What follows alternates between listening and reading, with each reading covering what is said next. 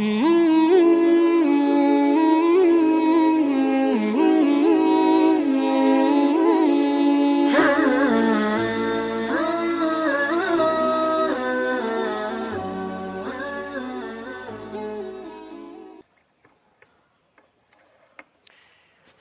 disebutkan kata al-akh untuk laki-laki, kemudian ukht untuk perempuan, itu tidak hanya sekedar teman, tapi teman yang dilukiskan memiliki nilai persaudaraan seperti saudara kandung seayah. Karena dari kata akh itu asalnya dari kata al-ukhwah. Ukhwah itu artinya persaudaraan yang berasal dari ayah yang sama asalnya. Ya, tayyib. Kita ayahnya sama atau beda? Halo? Siapa? Masya Allah ya. Ayah antum dengan ayah saya sama tidak? Tayyib, kita ayahnya sama tidak? Beda. Kalau ayah moyang kita sama tidak? Itu baru kita bersepakat di situ kan? Baik, ayah kita sama tidak? Tidak. Ayah moyang kita sama. Siapa ayah moyang kita? Adam, tahu dari mana? Tayyib ya, sudah ada itu sudah kita jelaskan dulu ya. Supaya nggak terlampau lama. Tayyib, ayah moyang kita Nabi Adam alaihissalam. Turun ke bawah, makanya kita disebut Bani Adam. Disebutkan 7 kali dalam Al-Quran. Ya Bani Adam, Ya Bani Adam, Ya Bani Adam. Quran surah 7 ayat 31 itu. Ya Bani Adam, khudhu zinatakum inda kulli masjid. Ya Bani Adam, la yaftinnakumus syaitan. Ya Bani Adam, anak cucunya Adam. Karena itulah kemudian, ketika orang-orang mulai banyak keturunan Adam saling berselisih, ada yang saling melukai,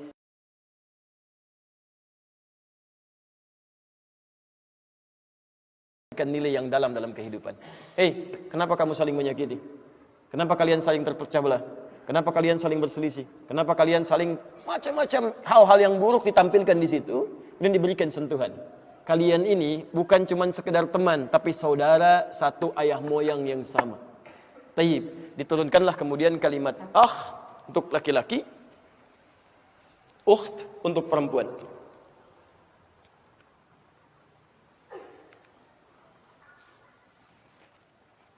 Kalau Anda ingin jadikan misalnya teman saya, saudara saya, atau saudari saya, ingat, kalau disebutkan konsekuensinya bukan cuma jadi teman. Tapi Anda perhatikan orang itu seperti Anda perhatikan saudara seayah Anda. Itu dalam bahasa Arab disebut demikian. Jadi kalau Anda misalnya panggil teman Anda, ya ya, tidak dengan kata sahib, ya sadiq, ya, tapi di Arab manggil Anda ya atau ya akhi misalnya kan? Tayyib, maka itu artinya dia memberikan perhatian kepada Anda seperti dia berikan perhatian kepada saudara sebapanya. Paham ya? Jadi kalau Anda punya adik sebapa langsung misalnya kan, Anda berikan perhatian, Anda berikan nasi, bahkan Anda lapar, dia lapar, Anda berikan terhadap dia dulu misalnya. Kemudian ada kalimat ini Anda munculkan, maka sifat-sifat itu Anda hadirkan dalam kehidupan. Paham? Kalau laki-laki dipanggil kalau menunjuk kepada kita, saya misalnya, maka tambah i di ujungnya. Ya, cepat ya. Ditambah ya di ujungnya, jadi akhi misalnya, akhi, saudara saya, teman saya. Ketika Anda panggil ya akhi, teman, saudara saya, itu artinya Anda siap memberikan perhatian kepada dia seperti Anda memperhatikan saudara sekandung Anda. Paham sampai sini? Perempuannya misalnya ukht, ditambah ya di ujungnya, jadi ukhti, kan? Saudari saya, seperti saya perhatikan adik sebapa saya. Jelas ya? Jadi kalau Anda ingin jadikan kepemilikan dekat dengan Anda, tinggal tambah i di ujungnya. Qalam, pulpen, spidol. Spidol saya tinggal tambah i. Qalami. Bait, rumah saya. Baiti, gampang kan? Buku, kitab. Buku saya kitabi. Selesai. Mudah ya. Gampang kan bahasa Arab? Baik. Teras, halaman depan saya. Itu ngarang ya. Itu ngarang. Itu enggak ada. Kalau Anda jamakkan laki-laki, jamaknya ikhwan ini. Ikhwan itu banyakan. Ya, awas hati-hati, ikhwan itu banyakan. Kalau seorang Ustadz, saya seorang ikhwan. Bukan, ikhwan itu banyak. Baik ya. Kalau antum seorang akhwat, itu perempuan. Ustadz, saya seorang akhwat. Bukan, enti banyak gitu kan. Baik. Ini laki-laki, ini perempuan. Kalau Anda ingin satukan, yang ingin Anda satukan, maka berubah kalimatnya jadi ikhwatun, ikhwah, pakai ta marbutah. Ikhwah. Saya sering dengar kalimat ikhwan akhwat, seperti bisa Anda singkat ikhwah. Selesai gitu kan? Ikhwah sekalian, itu selesai. Kalau ikhwah itu sudah mencakup laki-laki dan perempuan. Kalau Anda ingin khususkan laki-laki, sebut ikhwan. Kalau Anda ingin sebutkan perempuan khusus, sebut akhwat. Nggak ada masalah Anda sebutkan ikhwan dengan akhwat, itu nggak ada masalah. Kalau ingin disingkat jadi apa? Ikhwatun. Tapi kalau Anda menemukan kalimat ikhwan di dalam Quran ataupun di dalam hadis, maka kalimat itu tidak hanya ditujukan untuk laki-laki, tapi mencakup juga untuk perempuan. Karena asal kata mudzakkar itu sifatnya umum kalimatnya, selama belum dikhususkan dalam bentuk perempuan. Jelas? Tayyib. Quran surah ke-3 ayat 103. Posisi paling kanan ke atas, agak sedikit ke tengah. Cukup panjang ayatnya. Lihat. Kalimat yang kelima ini dibuka dengan kalimat yang khusus, beda dengan sebelum-sebelumnya. Kalau sebelum-sebelumnya cuma uraian yang ini tidak. Wa'tasimu bihablillahi jami'a wa la tafarraqu. Awas, hati-hati. Awas, wa'tasimu bihablillahi jami'a. Berpegang teguhlah pada ketentuan Allah semuanya. Ayo, wa la tafarraqu, jangan berpecah belah. Jangan terpecah-pecah. Ya, Masya Allah, hati-hati. Hati-hati, segala sebab-sebab perpecahan dalam kehidupan, sebab perselisihan, macam-macam yang membuat Anda terpecah, itu nggak boleh terjadi. Harus nyatu. Dan yang paling indah, itu nanti di tengah-tengah Anda temukan. Fa asbahtum bi ni'matihi ikhwana. Dengan nikmat-nikmat Allah itu, antum telah dijadikan sebagai ikhwan dalam kehidupan. Ini mencakup baik laki-laki atau perempuan. Awas, hati-hati. Wa kuntum ala syafa hufratin minan nari fa anqadhakum minha. Padahal kalian itu dulunya sudah jauh dari kebaikan-kebaikan, hampir masuk ke dalam neraka, sudah di persimpangan. Jadi dulu saat ayat ini diturunkan, kehidupan orang-orang jahiliyah satu dengan yang lainnya, yang belum jadi muslim itu, yang belum ada ukhuwah Islamiyah, yang belum jadi ikhwah itu, mohon maaf, itu saling terpecah belah, saling menyakiti, saling mencela, saling memukul, sedikit-dikit ada perselisihan, beda sedikit langsung marah, langsung macam-macam dan sebagainya. Apa yang terjadi? Begitu turun Quran, semua berubah jadi lembut. Bahkan Nabi persaudarakan, jadi ukhuwah itu. Hebatnya luar biasa, yang pencela jadi pecinta, yang pemukul jadi perangkul, sampai indahnya luar biasa. Saudara, bukan cuma saudara biasa, bukan cuma teman biasa, tapi betul-betul sebagai saudara seperti seorang yang layaknya satu ayah yang sama. Anda sering dengar kisah kan? Bagaimana orang-orang yang kelaparan diberikan makanan didahulukan padahal dia pun lapar. Orang yang kehausan diberikan minuman padahal dia pun haus. Dan kisahnya banyak di Quran. Sampai turun Quran surah ke-59 ayat 9 sampai 10 itu. Wa yu'thiruna 'ala anfusihim walau kana bihim khassasah. Bahkan bisa memberikan yang terbaik untuk saudaranya sekalipun dia sangat membutuhkan. Mungkin Anda pernah dengar kisah kan? Ya, Ikrimah dengan pasukannya itu. Ketika selesai berjihad, qadarullah menembus medan perang yang sangat sulit luar biasa. Kemudian beliau sekarat kan? Dalam keadaan sekaratnya, di beberapanya ada prajuritnya, mulai terlihat kehausan. Ada orang tergopoh-gopoh memberikan minuman. Ketika akan diminum oleh beliau, disodorkan begini, dia melihat kawannya. Cuman level rendah, tapi melihat dia kehausan. Yang dikejar komandannya melihat, ini prajurit saya nih. Dia juga butuh minuman, dia kehausan. Apa yang terjadi? Tolong berikan dia duluan. Dan gitu ya. Tapi begitu diberikan kepada temannya melihat lagi yang lain. Tolong dia duluan. Begitu akan diberikan, lihat lagi, tolong dia duluan. Begitu teman yang keempat, nunjuk lagi pada komandannya. Tolong beliau duluan. Begitu akan diberikan, ternyata meninggal dunia.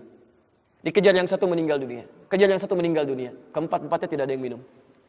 Hanya ingin memberikan yang terbaik untuk saudaranya. Anda bisa bayangkan, sahabat mulia, dekat dengan Allah, berjuang dengan Nabi, wafatnya syahadah, bahkan dalam syahidnya, masih mementingkan kepentingan orang lain untuk dirinya, daripada dirinya.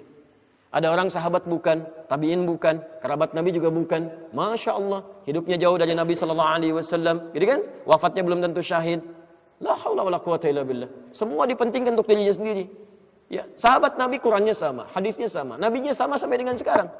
Dulu orang pencela jadi pecinta, pemukul jadi perangkul, yang keras jadi lembut. Kenapa orang sekarang Qurannya sama, hadisnya sama, Nabinya sama? Ya tiba-tiba bisa jadi kasar, jadi pencela, kemudian jadi pemukul dan sebagainya. Ada yang salah di situ. Ya. Dan dia gunakan kalimat di sini ikhwan dan akhwat. Ikhwan, akhwat, akhi, ukhti. Tapi menyalahi kaidah Qurannya.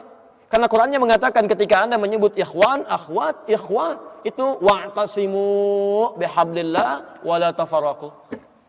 Ya, selesai kalimatnya jami'an semuanya. Jangan satu-satu itu. Jadi nggak boleh kemudian terjadi ada orang-orang Islam, seharusnya nggak boleh saling berselisih, kan? Saling mencela, saling macam-macam. Padahal pegangan Qurannya sama, hadisnya sama. Ada yang salah pasti di situ. Pasti ada yang keliru.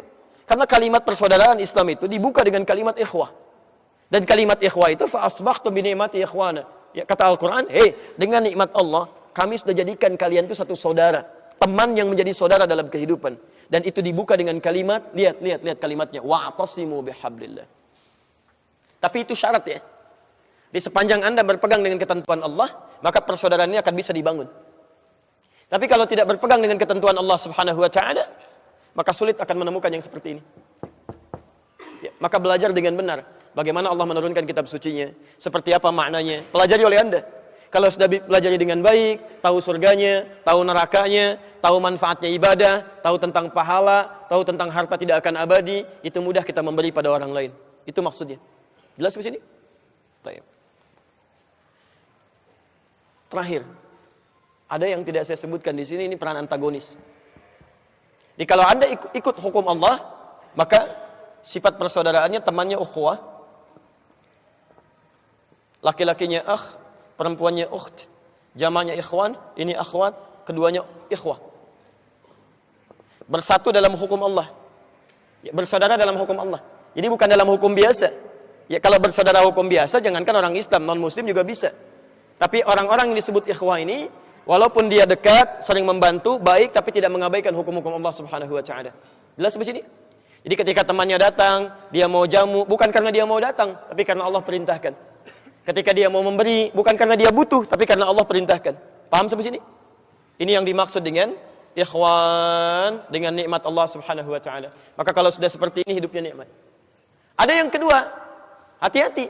Dekat juga hubungannya, tapi kedekatannya tidak dibangun dengan hukum Allah, tapi dibangun dengan syahwat yang mengikuti was-was ataupun bisikan-bisikan setan. Maka oleh Al-Quran diistilahkan pertemanan ini dengan nama qarinun, jamaknya qurana. Oh, hati-hati. Qarinun, jamaknya qurana.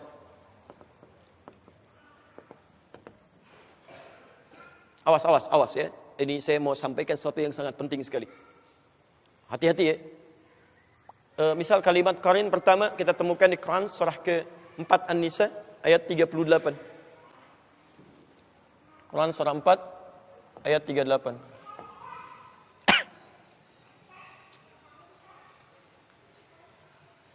Sudah? Wa may yattakhidhish syaitanu lahu qarinan fasa'a qarina. Ya. Quran surah 4 An-Nisa ayat 38. Posisi paling kanan sebelah atas. Kemudian ada juga di Az-Zukhruf Quran surah 43. Az-Zukhruf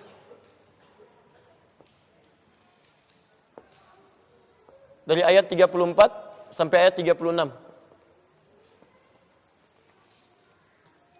Qurana itu ada di Quran surah Fussilat. Fussilat ayat 25. Ini jamaknya Qurana, Quran surah Fussilat ayat 25. Nah, sekarang kita kembalikan, saya akhiri di sini. Siapa teman yang bisa memberikan syafaat? Dari semua teman ini, yang 5 ini, selain itu yang 1, siapa teman yang bisa memberikan syafaat? Halo? Saya ulang, siapa teman yang bisa memberikan syafaat? Wallahu alam enggak ada di sini, cuma 5 ini. Baik. Nah, mari kita lihat ya. Di antara teman yang bisa memberikan syafaat, coba kita hapus dulu sebentar ya. Baik. Boleh saya hapus yang ini? Alhamdulillah.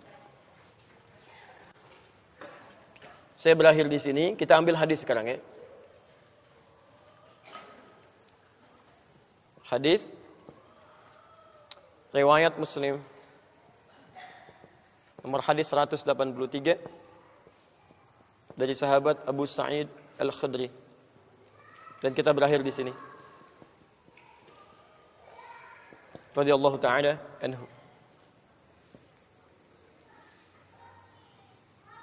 Sudah? Sekarang perhatikan. Ini tafsir dari Quran surah ketiga ayat 103. Ini tafsirnya. Kalau Quran surah 3 ayat 103, mana yang disebutkan di antara kelima ini? Apakah zamil, sadiq, sahib, karim, atau ikhwan? Ikhwan. Quran surah 3 ayat 103, posisi paling kanan dari sebelah atas sampai dengan ke tengah. Fa asbahtum bi ni'matihi ikhwana. Bukan ashab, bukan karama, bukan asdiqa, tapi ikhwan. Ini poinnya. Yuk, sekarang kita lihat tafsirnya. Itulah sebabnya nanti banyak dipopulerkan panggilan ikhwan, akhwat, ikhwah, akhi, ukhti. Sebetulnya sasarannya ini. Ini poinnya. Ya. Bismillah. Qala Rasulullah sallallahu alaihi wasallam, bersabda Rasulullah sallallahu alaihi wasallam fi marwahu Abu Sa'id Al-Khudri, pada hadis yang diriwayatkan oleh sahabat Abu Sa'id Al-Khudri radhiyallahu taala anhu, qala, beliau menyampaikan, qala Rasulullah sallallahu alaihi wasallam bersabda, lihat kalimatnya, bima makna. Lihat, saya langsung ke ujung hadisnya saja karena ini cukup panjang sekali. Hatta idza khalasal muslimuna, hatta idza khalasal mu'minuna minan nar. Sampai ketika orang-orang beriman diselesaikan urusannya dari neraka. Maksudnya hisab. Ya, saat dihisab sudah dipisahkan nih. Orang beriman semua sudah masuk surga. Sudah siap masuk surga semua. Ya. Yang buruk-buruk masuk neraka. Sudah masuk ke neraka. Jadi kalau amalan Anda misalnya 50,001%, Masya Allah, maka Anda masuk ke dalam surga insya Allah. Lebih banyak amal baiknya. Tapi kalau amalan jelek Anda misalnya 50,001%, amal baiknya 49,99, masuk ke mana? Ke neraka. Walaupun cuma 0,01%. Yang jadi masalah sekarang 50%, amal baik 50, amal jelek 50. Masuk ke mana? Taib. Nah itu belum ke surga dan tidak ke neraka. Lihat kalimat saya, belum ke surga, tidak ke neraka. Disimpan di tempat yang tinggi, yang bisa teramati keduanya. Bisa melihat ke surga, bisa terdengar jerit neraka. Kalau lihat udah nggak kuat ke neraka. Terdengar jerit neraka. Ya, itu disebut dengan A'raf namanya, tempat tinggi yang bisa melihat keduanya. Disebut A'raf. Ya, makanya ada Quran surah Al-A'raf, Anda baca dari ayat 45-nya sampai dengan ayat ke-50-nya. Ada ashabul A'raf yang belum ke surga dan sangat ketakutan mendengar jerit-jerit neraka sehingga ingin mengharapkan rahmat Allah Subhanahu wa taala. Dia akan ditempatkan di situ di tengah-tengah nanti sampai selesai hisab. Begitu selesai hisab, dia memohon rahmat Allah, diberikan rahmat Allah, baru kemudian dimasukkan ke dalam surga. Kalau hisabnya misalnya berlangsung selama sehari, maka 1000 tahun dia nunggu di situ. Tayyib. Hatta idza khalasal mu'minuna minan nar. Sampai ketika orang-orang beriman itu ya, mulai diselesaikan dari urusan nerakanya. Tayyib, sudah mulai masuk ke dalam surga. Ini sudah selesai, mau masuk ke dalam neraka. Dan dimasukkan, masuk semuanya. Apa yang terjadi? Ma minkum min ahadin bi ashaddi munashadatan lillahi fi istiqsa'il haqqi li ikhwanihi tayyib minal mu'minin lillahi minal mu'minin. Anda tidak akan temukan pada saat itu situasi saat orang-orang beriman akan masuk ke dalam surganya. Sementara yang neraka sudah dihukum di situ, sudah banyak yang dihukum, sudah macam-macam masuk. Ini sudah mulai mau selesai, tiba-tiba ada orang-orang yang mengadu kepada Allah Subhanahu wa taala, memohon dengan sangat. Nabi katakan, Anda tidak akan pernah temukan orang yang paling banyak kuat permohonannya kepada Allah, memelas dengan tulus. Asyaddu munasyadatan. Munasyadah itu sesuatu yang dimohonkan dengan sangat. Ya Allah, mohon ya Allah. Mohon ya Allah. Fawalladzi nafsi biyadi. Sampai Nabi berkata, maka demi Allah yang jiwaku ada di tangannya. Ini Nabi bersumpah dengan jiwanya. Tidak pernah ada kalimat dalam hadis, ya, kalimat seperti ini kecuali menunjukkan itu sangat serius. Ingat, sangat serius.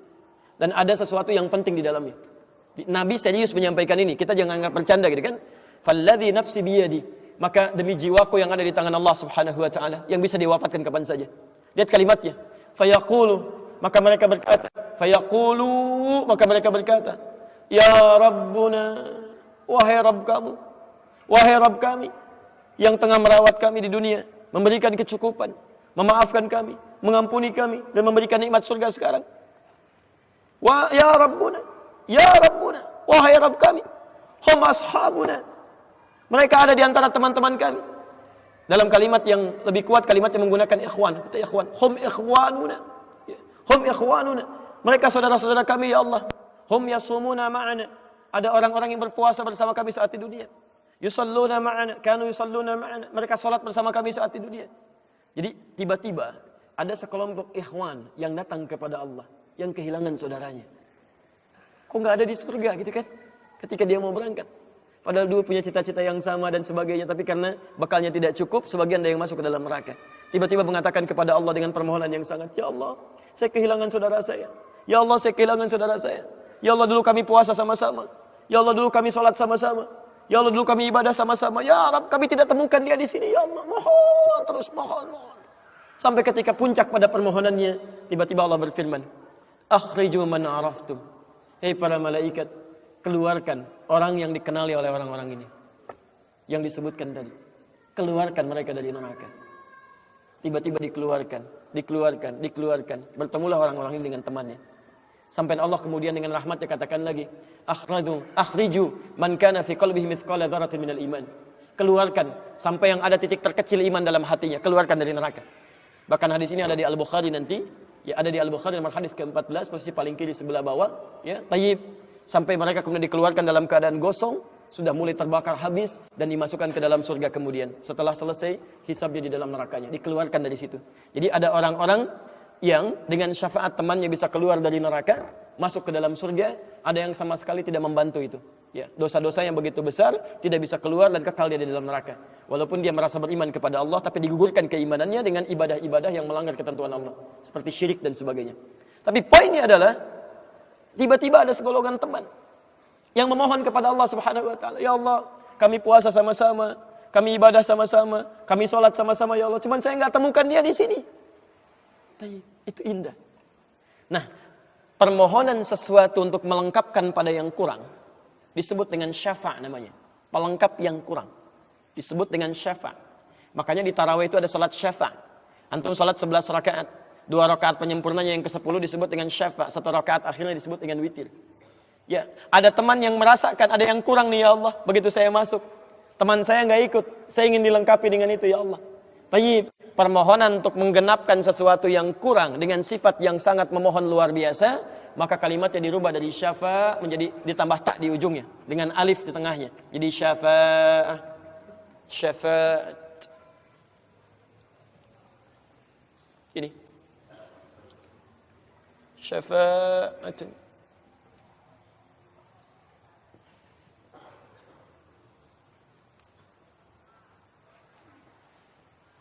Permohonan untuk mendapatkan kelengkapan nikmat. Permohonan untuk mendapatkan kelengkapan nikmat yang belum didapatkan. Baik. Saya mau akhiri ya, karena ini sebenarnya tidak banyak bahasannya. Siapa orang-orang ini? Itu yang disebut dengan ikhwan. Makanya ketika ayat Qur'annya mengatakan wa kuntum ala syafa hufratin minan nari fa anqadhakum minha. Dan kalian sudah ada bahkan yang sudah mau di bibir neraka itu. Karena ketika diangkat itu oleh Allah Subhanahu wa taala dengan perintahnya, ya diperintahkan oleh Allah. Tayyib, dalam bahasa hadisnya ada yang diangkat baru neraka itu masuk ke kakinya sampai ke betisnya. Ada yang sudah masuk sampai ke punggungnya. Ada yang sudah ke lehernya dan ada yang sudah tenggelam di dalamnya. Tayyib. Jadi ada yang baru di bibir neraka diangkat. Ada yang baru sudah mau masuk ke neraka diangkat, ada yang sudah tenggelam diangkat. Jadi macam-macam. Ya fa asbahtum bi ni'mati ikhwana. Siapa yang bisa mengangkat itu semua? Di antaranya Allah berikan nikmat kepada Anda dengan dapatnya ikhwan-ikhwan dalam kehidupan. Cuma itu yang bisa menolong Anda di hari akhirat, teman-teman terbaik selain syafaat-syafaat yang lainnya. Ada orang mendekat kepada Al-Qur'an, ada orang sering bersalawat kepada Nabi, ada orang mendekat pada hukum-hukum Allah. Ada orang-orang yang belum bisa maksimal menunaikan itu semua, dia cari teman-teman yang soleh yang menunjukkan pada kebaikan-kebaikan. Bukankah sering Anda dapati seperti itu? Mungkin Anda bersahabat dengan teman yang tingkat ibadahnya jauh di atas Anda. Anda masih sibuk dengan urusan dunia, tapi masih menunaikan sholat, masih puasa. Tapi karena kesibukan dunia Anda, Masya Allah, kurang bekal ibadah Anda. Tapi beruntungnya Anda dengan punya teman yang soleh, berjamaah dengan imam yang soleh, puasa dengan dia, buka sama-sama, kadang sering ikut-ikut misalnya dalam ta'limnya, dalam macam-macamnya. Masya Allah. Maka tiba-tiba ketika Anda dikenal oleh dia, diingat oleh dia, di akhirat nanti tidak ditemukan Anda. Ya Allah, dia kawan saya ya Allah. Dia teman saya ya Allah. Dia saudara saya ya Allah. Kami pernah ta'lim sama-sama ya Allah. Kami pernah puasa sama-sama ya Allah. Kami pernah sholat berjamaah sama-sama ya Allah. Mohon jangan pisahkan ya Allah. Jangan pisahkan. Pertanyaan, sudahkah Anda punya teman seperti itu? Yang bisa menolong dalam kebaikan? Kalau belum temukan, cepat cari, mumpung masih hidup. Sebab kalau sudah kehidupan itu berakhir, tidak mudah untuk menemukannya. Maka pastikan di kantor Anda, teman Anda bisa membawa Anda ke surga. Pastikan di rumah Anda, pasangan hidup Anda adalah teman yang bisa membawa Anda ke surga. Pastikan di tempat kehidupan Anda, siapapun tetangga Anda, kerabat Anda, teman-teman sekolah anak Anda adalah teman yang bisa mengingatkan dan membantu Anda untuk mencari Anda bisa masuk ke dalam surga. Dan saya mohon pada Anda semuanya, tolong ingat gini ya, baik-baik. Kalau nanti di akhirat Anda tidak temukan saya di surga. Tolong ingatkan kepada Allah, saya pernah ada di sini. Saya pernah ada di sini. Tolong ingatkan. Kalau antum di akhirat nanti tidak temukan saya di surga, tolong ingatkan. Ya Allah. Mohon ya Allah. Adi Hidayat pernah mengajar saya dan mengingatkan saya di sini. Ya. Subhanakallahumma wa bihamdika asyhadu an la ilaha illa anta astaghfiruka wa atubu ilaik. Wa akhiru da'wana alhamdulillahi rabbil alamin. Assalamualaikum warahmatullahi wabarakatuh.